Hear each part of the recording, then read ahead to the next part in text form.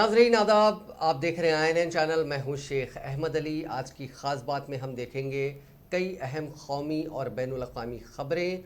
Narcotics control bureau के अफसर समीर वानखाड़े की मुश्किलें बढ़ती हुई नज़र आ रही हैं। एक के बाद दिगरे उनके ऊपर लग रहे इल्ज़ामात के बाद अब उनके खिलाफ इंटरनल इंक्वायरी यानी दाखिली जाँच का हुक्म जारी कर दिया गया है।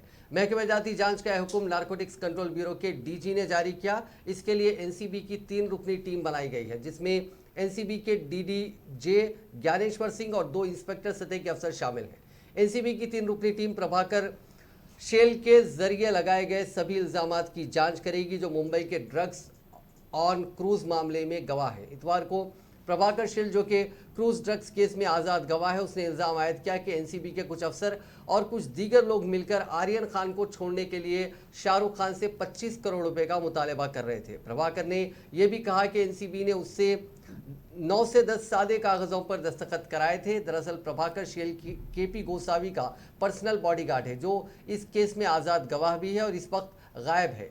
प्रभाकर छापामारी वाले दिन गोसावी के साथ ही था। प्रभाकर ने इल्ज़ाम आयद किया कि NCB गोसावी और सेम डिसूजा नाम के शख्स ने शाहरुख खान के बेटे को छोड़ने के नाम पर 25 करोड़ रुपए का मुतालबा किया था। प्रभाकर ने कहा था कि उसने गोसावी को डिसूजा से फ़ोन पर बात करते सुना था। इसमें गोसावी ने 25 करोड़ रुपए के माहिदे के बारे में डिसूजा से बात की थी। फिर बात 18 करोड़ में बन गई थी। उसमें से 8 करोड़ समीर वानखाड़े को दिए जाने थे, जो कि इस ड्रग्स में छापामारी के चीफ थे। उसूली के इल्जामात में फंसे समीर वानखाड़े की मुश्किलें उस वक्त बढ़ गई जब पीर के रोज़ नवाब मलिक, जो कि महाराष्ट्र हुकूमत में वजीर हैं, उन्होंने इल्ज़ाम लगाया कि IRS अफसर बनने के लिए समीर वानखाड़े ने फर्जी कागजात का इस्तेमाल किया।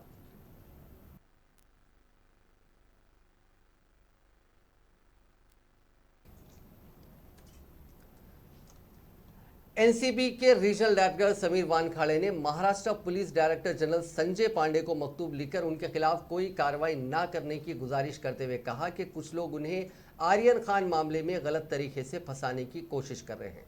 वानखाड़े ने मकतूब एक ऐसे वक्त में तहरीर किया जब मुंबई क्रूज ड्रग्स मामले में एक गवाह प्रभाकर ने सोशल और इलेक्ट्रॉनिक मीडिया पर इस बात का इंकशाफ करके हलचल मचा दी कि बॉलीवुड स्टार शाहरुख खान के बेटे आर्यन खान की रिहाई के लिए 25 करोड़ रुपए की खतीर रकम की मांग की गई, जिसमें से वानखाड़े को मुबैना तौर पर बड़ी रकम देने की बात कही गई थी। इससे पहले मुख्तलिफ मीडिया प्लेटफॉर्मों पर इतवार को चलने वाली खबरों में कहा गया था कि इस मामले में एक दीगर आज़ाद गवाह KP गोसावी फिल्म अदाकार शाहरुख खान के 23 साला बेटी की रिहाई के लिए एक बिचौलिए का किरदार निभा रहे हैं। बॉलीवुड स्टार के बेटे की रिहाई के लिए मुबैना तौर पर 25 करोड़ की मांग की गई और यह सौदा 18 करोड़ रुपए में तय हुआ था, जिसमें से 8 करोड़ रुपए समीर वानखाड़े को दिए जाने थे और बकिया रकम दीगर लोगों के दरमियान तकसीम की जानी थी। प्रभाकर आज़ाद गवाह गोसावी के मुहाफिज के तौर पर काम करता है, उसके साथ ही रहता है। उन्होंने गोसावी और एक दीगर फर्ज सेम के दरमियान हुई बातचीत को सुना था। इस पूरे मामले के बाद इन्होंने एक खत लिखा और मुंबई पुलिस से कहा कि उन्हें गिरफ्तार ना किया जाए, उन्हें लीगल प्रोटेक्शन दिया जाए ताकि वो अपनी जांच आज़ादाना तौर पर कर सके। मुंबई के क्रूज ड्रग्स केस में आर्यन खान की गिरफ्तारी के बाद उसके साथ सेल्फी लेने वाला किरण गोसावी लखनऊ में सरेंडर कर सकता है। ड्रग्स केस में गवाह बनाए जाने के बाद से ही गोसावी फरार है। गोसावी पर उसके बॉडीगार्ड प्रभाकर शेल ने करोड़ों रुपए की डील करने के सनसनीखेज इल्जाम लगाए हैं। इस जांच के बाद से लगातार ये सवाल उठाए जा रहे थे कि ये कहाँ पे है। प्रभाकर के इस खुलासे के बाद महाराष्ट्र की सियासत में कोहराम मच गया है। NCP के नेता और रियासत के वजीर नवाब मलिक ने एक बार फिर समीर वानखाड़े पर हमला बोला। वहीं शिवसेना ने भी जांच एजेंसी पर सवाल खड़े किए हैं। वहीं किरण गोसावी ने बॉडीगार्ड प्रभाकर शेल के इल्जामात से इनकार किया। गोसावी ने बताया कि सभी इल्जामात झूठ हैं। महाराष्ट्र पुलिस कहानियां गढ़ रही है, वो NCB की जांच मुतासिर करना चाहते हैं। आर्यन की गिरफ्तारी के वक्त मुझे फ़ोन पर धमकाया जा रहा है। उन्होंने कहा कि वो महाराष्ट्र से बाहर सरेंडर कर रहे हैं, इसके बाद सब कुछ वाजे हो जाएगा। इधर पुणे के फरस खाना डिवीजन के ACP सतीश गोवेकर ने बताया कि किरण गोसावी और एक दीगर शख्स के खिलाफ फरस खाना में पहले से मामला दर्ज है। एक मुलजिम को हमने गिरफ्तार कर लिया है। मीडिया में मुलजिम किरण गोसावी के बारे में खबरें हैं, हम अभी भी उसकी तलाश कर रहे हैं। जैसे ही हमें और जानकारी मिलेगी हम पब्लिकली शेयर करेंगे। हम उसके सरेंडर के बारे में अभी तक कोई जानकारी नहीं मिली है। वज़ीर-ए-आज़म नरेंद्र मोदी ने पीर के रोज उत्तर प्रदेश के सिद्धार्थनगर समेत 9 अजला में एक मेडिकल कॉलेज का इफ्तिताह किया। उत्तर प्रदेश के एक रोजा दौरे पर पहुंचने के बाद मोदी ने उत्तर प्रदेश के गवर्नर आनंदीबेन पटेल, रियासत के वज़ीर आला योगी आदित्यनाथ और मरकजी वज़ीर सेहत मनसुख भाई मांडविया की मौजूदगी में 9 मुख्तलिफ अजला में वाक़ इस मेडिकल कॉलेज का इफ्तिताह किया। ये कॉलेज 2329 करोड़ रुपए की लागत से सिद्धार्थनगर, ईटा, हरदोई, प्रतापगढ़, देवरिया, गाजीपुर, मिर्जापुर, फतेहपुर और जौनपुर अजला में बनाए गए हैं। इसके लिए मुनक़िदा प्रोग्राम में मोदी ने रिमोट कंट्रोल से तमाम 9 अजला में मेडिकल कॉलेजों का इफ्तिताह किया। इस मौके पर मुनक़िदा जलसे आम से खिताब करते हुए वज़ीर आला योगी आदित्यनाथ ने कहा कि 9 तामीरशुदा मेडिकल कॉलेजों के इफ्तिताह के बाद अब लोगों को अपने अपने अजला में ही सेहत की बेहतर सहूलियात दस्तियाब होंगी। भाइयों और बहनों, यूपी और पूर्वांचल में आस्था, अध्यात्म और सामाजिक जीवन से जुड़ी बहुत विस्तृत विरासत है। इस विरासत को स्वस्थ, सक्षम और समृद्ध उत्तर प्रदेश के भविष्य के साथ भी जोड़ा जा रहा है।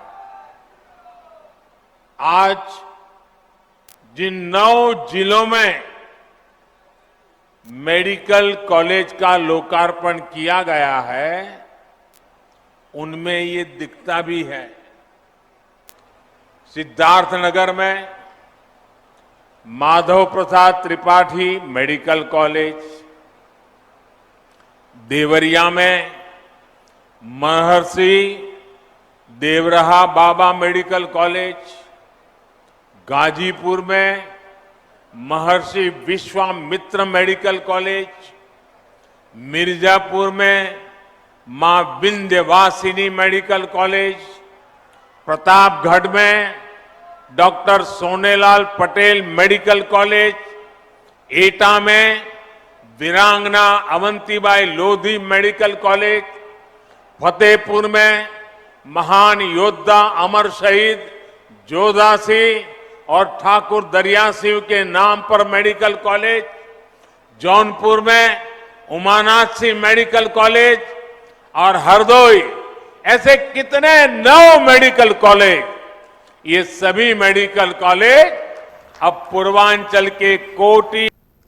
मरकजी वजीर दाखिला अमित शाह ने कहा है कि मरकजी हुकूमत पाकिस्तान से नहीं बल्कि कश्मीरियों से बात करेगी। उन्होंने कहा कि कश्मीर में पाकिस्तान और हुर्रियत कॉन्फ्रेंस से बातचीत की वकालत करने वालों ने कभी भी दहशतगर्दी के खिलाफ जबान नहीं खोली। अमित शाह ने बातें पीर के रोज़ शेर कश्मीर इंटरनेशनल कन्वेंशन कॉम्प्लेक्स के अहाते में मुनक़िदा एक तकरीब से खिताब करते हुए कहीं। उन्होंने कहा कि आज मैंने अखबार में पढ़ा कि फारूक साहब यानी डॉक्टर फारूक अब्दुल्ला ने सलाह दी है कि भारत सरकार पाकिस्तान से बातचीत करे। वो बहुत माहिर हैं और रियासत के वज़ीर आला भी रह चुके हैं। मैं फारूक साहब से कहना चाहता हूँ और आप सबको मुतल्ला करना चाहता हूँ कि बात करनी है तो अपने वादी के भाई और बहनों से बात करूँगा, यहाँ के नौजवानों के साथ बात करूँगा। उनका मज़ीद कहना था कि मैं क्यों ना बात करूँ आपसे। मैंने यहाँ के नौजवानों से भी कहा कि मैं आपसे दोस्ती करना चाहता हूँ। मैंने उनकी तरफ दोस्ती का हाथ बढ़ाया। हमारी नीयत में कोई खोट नहीं है, हमारे मन में कोई बुराई नहीं है। कश्मीर, जम्मू और लद्दाख की तरक्की हमारा वाहिद पाकीज़ा मकसद है। 2024 से पहले आपको जो चाहिए वो आपको मिल जाएगा। अंजाम ही बहुत खूबसूरत देखने को मिलेगा। कश्मीर का चहुमुखी विकास हो, ये मोदी जी की दिल की इच्छा है। विकास की बात करने ही मैं आया हूं, मगर मैं उसके पहले मेरे मन की बात भी थोड़ी कहना चाहता हूं। मुझे बहुत ताने सुनाए गए हैं, बहुत कोसा गया है, बहुत कड़े कड़े शब्दों में मेरी निंदा की गई है। मैं आज आपके साथ मन खोलकर बात करना चाहता हूं, इसीलिए ना बुलेट प्रूफ है ना कोई सिक्योरिटी है, मैं आपके सामने ऐसे ही खड़ा हूं। मित्रों, आज ही मैंने अखबार में देखा, फारूक साहब ने मुझे सलाह दी है कि भारत सरकार पाकिस्तान से बातचीत करे।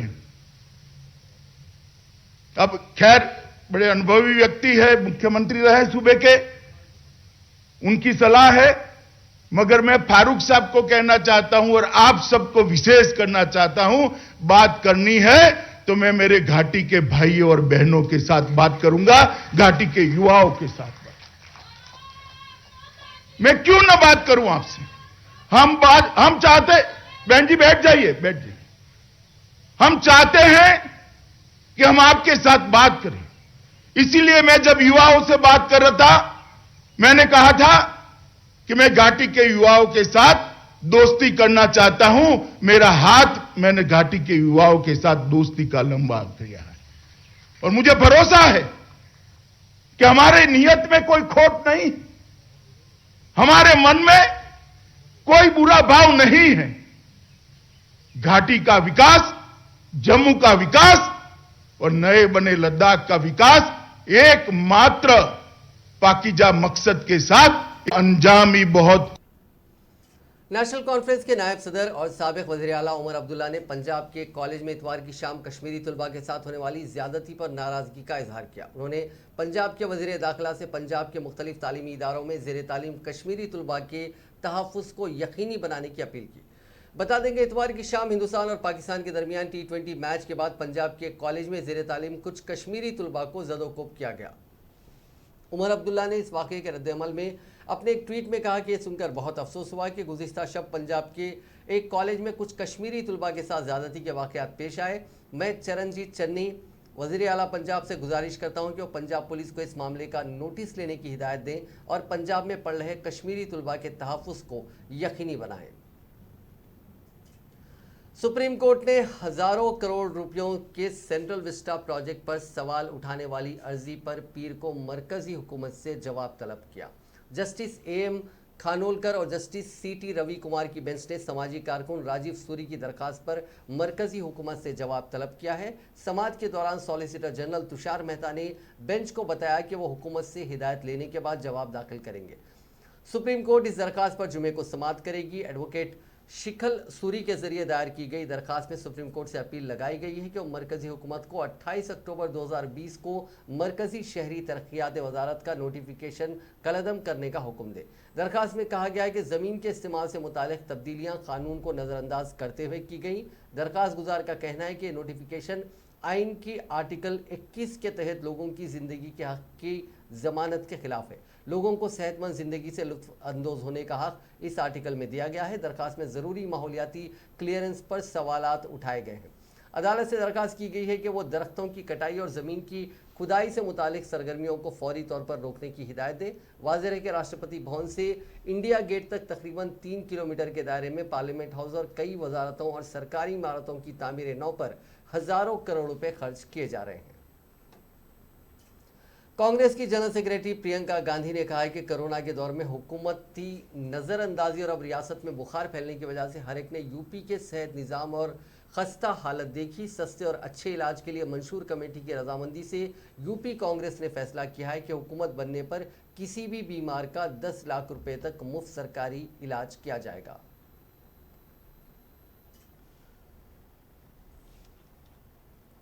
फेसबुक हिंदुस्तान में बीजेपी के टूल किट की तरह काम कर रहा है। बीजेपी की नफरत अंगेज मिशनरी, नफरत भरी तकरीरें, गलत इतलात फेसबुक के जरिए फैलाई जा रही हैं। इसके बावजूद कोई कार्रवाई नहीं होना फेसबुक बीजेपी इत्तेहाद की खलाई खोल रहा है। ये इल्ज़ाम आज कांग्रेस ने लगाया। कांग्रेस के तर्जुमान पवन खेड़ा ने दिल्ली में कांग्रेस हेडक्वार्टर्स में मुनक़िदा प्रेस कॉन्फ्रेंस में कहा कि फेसबुक अपने लाखों करोड़ों सारिफीन की सिक्योरिटी यकीनी बनाने में नाकाम साबित हुआ। नेताजी इस प्लेटफॉर्म नतीजतन इस प्लेटफॉर्म का इस्तेमाल नफरत फैलाने वाली अशिया के फैलाव के लिए किया जा रहा है। कांग्रेस तर्जुमान ने कहा कि फेसबुक की दाखिली रिपोर्ट में ये बात सामने आ चुकी थी कि बजरंग दल जैसी बीजेपी की करीबी तंजीम मुल्क में फिरका वाराना कशीदगी फैलाने वाली अशिया पोस्ट कर रही हैं। इसके बावजूद फेसबुक ने बजरंग दल को खतरनाक तंजीम के दर्जे में डालने के बावजूद उस पर रोक नहीं लगाई, क्योंकि इस कदम से बीजेपी नाराज हो जाती। उन्होंने सवाल पूछा कि फेसबुक क्या हुकूमत हिंद के लिए काम करता है या फिर अपने लाखों करोड़ों हिंदुस्तानी सारिफीन के लिए, उनके मफादात के लिए। हिंसा फैलाती है या हिंसक संदेश फैलाती है और एक माहौल बनाती है देश में हिंसा का, नफरत का। फेसबुक मानती है कि वो एक डेंजरस ऑर्गेनाइजेशन है, ये फेसबुक के शब्द हैं, लेकिन फेसबुक हिम्मत नहीं जुटा पाई कि उसको एक डेंजरस ऑर्गेनाइजेशन घोषित कर सके। अब नया जो फेसबुक की एक विसल ब्लोअर है, 37 साल की इंजीनियर है, फ्रांसिस होगन, उन्होंने एक नया खुलासा किया है कि कैसे हिंदी और बांग्ला भाषा के जानकार फेसबुक में, हिंदुस्तान की फेसबुक की टीम में नहीं है कि जो फिल्टर कर सकें कि कौन सा संदेश फेक है या नफरत पैदा कर रहा है या एक माहौल खराब करने की कोशिश कर रहा है देश में। वो फिल्टरिंग करने के लिए जो आपके पास स्टाफ होना चाहिए, जो हिंदी और बांग्ला का जानकार हो, वो स्टाफ उनके पास नहीं है। आप सोचिए, जिस देश ने उनको 37 करोड़ उपभोक्ता दिए, जहां से वो सबसे ज्यादा कमा रहे हो, वहां उनको इतनी चिंता नहीं है कि उस देश का माहौल न बिगड़े, उसके लिए जो यथासंभव काम करना चाहिए, जिस तरह के अफसरों को, जिस तरह के कर्मचारियों को, भाषा विशेषज्ञों को लगाना चाहिए, वो नहीं लगाना उचित समझते। आखिर कारण क्या है? सिर्फ 0.2%, 1% भी नहीं, 0.2% हेट स्पीच को फेसबुक हटाता है अपने प्लेटफॉर्म से। मतलब 99.8% जो कंटेंट है फेसबुक का, जो नफरत फैलाता है देश में, जो बंटवारा फैलाता है देश में, समाज में, वो वहीं का वहीं बहाल रहता है, उसको हटाया नहीं जाता। ये बहुत गंभीर विषय है। 87% राष्ट्रीय जनता दल के सदर लालू प्रसाद यादव तवील अरसे के बाद आज बिहार पहुंचे। लालू प्रसाद यादव के साथ उनकी अहलिया व साबिक वज़ीर आला राबड़ी देवी और बड़ी बेटी वो राज्यसभा रुकन पार्लियामेंट मीसा भारती के हमरा बिहार पहुंचे। कानून साज असेंबली में कायदे हिज़्ब इख्तिलाफ तेजस्वी प्रसाद यादव, उनके बड़े भाई और ML तेज प्रताप यादव और पार्टी के रियासती सदर जगन्नाथ सिंह के साथ RJD के सीनियर कायदीन और कारकुनों ने उनका इस्तकबाल किया, जिसके लिए वो एयरपोर्ट पहुंचे। RJD सदर अपने काफिले के साथ हवाई अड्डे से सीधे साबिक वज़ीर आला राबड़ी देवी की सरकारी रिहायशगाह 10 सर्कुलर रोड के लिए रवाना हुए। गठबंधन क्या होता है कांग्रेस का? क्या होता है कांग्रेस का गठबंधन? और कांग्रेस की हारने तरफ के लिए उसको दे देते हम कांग्रेस को, जमानत जब्त कराने के लिए। गठबंधन क्या होता है कांग्रेस का? क्या होता? पंजाब के साबिक वज़ीर आला कैप्टन अमरिंदर सिंह और उनकी पाकिस्तानी खातून दोस्त अरूसा आलम को लेकर रियासती कांग्रेस के कायद हमलावर हैं। अरूसा को पंजाब कांग्रेस के कायद ISI एजेंट बताते हुए कैप्टन पर लगातार हमलावर हैं। इस बीच मुखालिफिन पर कैप्टन अमरिंदर सिंह का फोटो बम फुटा है। अमरिंदर ने सोनिया गांधी समेत कई शख्सियतों के साथ अरूसा आलम की तस्वीरें सोशल मीडिया पर जारी कर पलटवार किया। इनमें मुलायम सिंह यादव, सुषमा स्वराज के अलावा फौज के कई साबिक ओहदेदार भी शामिल हैं। उन्होंने पूछा कि क्या ये सभी ISI के एजेंट हैं। कैप्टन ने लिखा कि मैं अरूसा आलम की फ़ोटो कई इंपॉर्टेंट पर्सनालिटीज़ के साथ जारी कर रहा हूं। मुझे लगता है कि वो सारे भी ISI के एजेंट हैं। ऐसा कहने वालों को बोलने से पहले सोचना चाहिए। ये सिर्फ घटिया जहनियत की मिसाल है। अमरिंदर ने यहाँ तक कहा कि बदकिस्मती से इस वक्त हिंदुस्तान और पाकिस्तान के बीच वीज़ा बैन है। अगर वो अरूसा आलम को फिर हिंदुस्तान बुला लेते। अमरिंदर ने कहा कि मार्च में 80 साल के वो हो रहे हैं और अरूसा अगले साल 69 साल की हो जाएगी। उन्होंने कहा कि इस पूरे मामले के इस तनाज़े को पैदा करने का मकसद उनके समझ में नहीं आया। इससे पहले कांग्रेस ने अमरिंदर पर अरूसा आलम को लेकर हमला बोला तो उन्होंने सोनिया गांधी के साथ और अरूसा की तस्वीर जारी कर दी थी। कांग्रेसियों ने कहा कि तस्वीर 2005 की है। हालांकि अमरिंदर ने फिर से अरूसा की सोनिया गांधी के साथ एक और तस्वीर जारी कर दी। इसके बाद पंजाब कांग्रेस चीफ नवजोत सिंह सिद्धू के सियासी सलाहकार साबिक DGP मोहम्मद मुस्तफ़ा ने कैप्टन को घेरने की कोशिश की तो उन्होंने मुस्तफ़ा की बीवी कैबिनेट वजीर रजिया सुल्ताना और बहू के साथ अरूसा आलम की तस्वीरें जारी कर दी। अब कुछ कांग्रेसियों ने अरूसा को लेकर मचे घमासान पर नाराजगी जाहिर की तो अमरिंदर ने फिर से कांग्रेस को घेरने के लिए ये तस्वीरें जारी कर दी। आज दिल्ली में 67वें नेशनल फिल्म अवार्ड्स का इनेकाद किया गया। तकरीब में नायब सदर एम वेंकैया नायडू ने फनकारों को एजाज से नवाजा। इस दौरान कंगना रनावत, धनुष और मनोज वाजपेयी समेत कई अदाकारों को नेशनल अवार्ड से सरफराज किया गया। काबिल जिक्र है कि इसी साल मार्च में नेशनल अवार्ड्स का ऐलान किया गया था। इस तकरीब में बॉलीवुड अदाकारों के साथ रजनीकांत भी शामिल हुए। उन्हें दादा साहेब फाल्के अवार्ड से सरफराज किया गया। नेशनल फिल्म अवार्ड के फंक्शन में रजनीकांत को स्टैंडिंग ओवेशन दिया गया। इसके साथ ही उनके फिल्मी सफ़र की एक वीडियो दिखाई गई जिसमें मोहनलाल, अमिताभ बच्चन और ए आर रहमान ने उनके लिए पैगाम दिया। रजनीकांत ने अपना ये अवार्ड अपने गुरु के बालाचंदर के नाम वक्फ किया।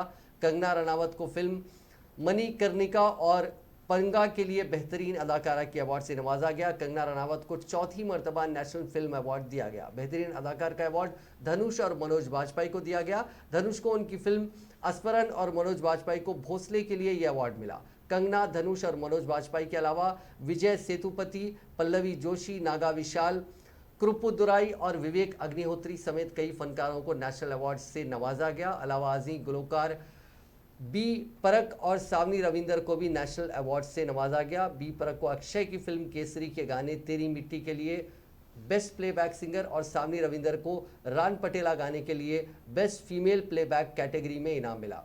सुशांत सिंह राजपूत की फिल्म छिछोरे को बेस्ट फिल्म के अवार्ड से नवाजा गया। ये फिल्म साल 2019 में रिलीज हुई थी। डायरेक्टर नितेश तिवारी को यह अवार्ड दिया गया। और मैं दादा साहेब फाल्के पुरस्कार ग्रहण करने के लिए श्री रजनीकांत जी को मंच पर आमंत्रित करती हूँ। स्वर्ण कमल प्राप्त कर रहे हैं श्री रजनीकांत जी। भारत सरकार द्वारा दिया जाने वाला भारतीय सिनेमा का सर्वोच्च सम्मान। भारतीय फिल्म उद्योग में अपने अभूतपूर्व योगदान के लिए श्री रजनीकांत जी को दिया जा रहा है। रजनीकांत जी वो अभिनेता जिनके काम ने दर्शकों का न सिर्फ मनोरंजन किया बल्कि उन पर गहरा असर छोड़ा। उनका सफर शानदार रहा। भारत के सबसे चहेते और लोकप्रिय कलाकारों में से एक हैं श्री रजनीकांत जी। This award is a recognition of Sri Rajnikant's acting skills, evident in various entertaining roles in his career of over 45 years in the Indian film industry.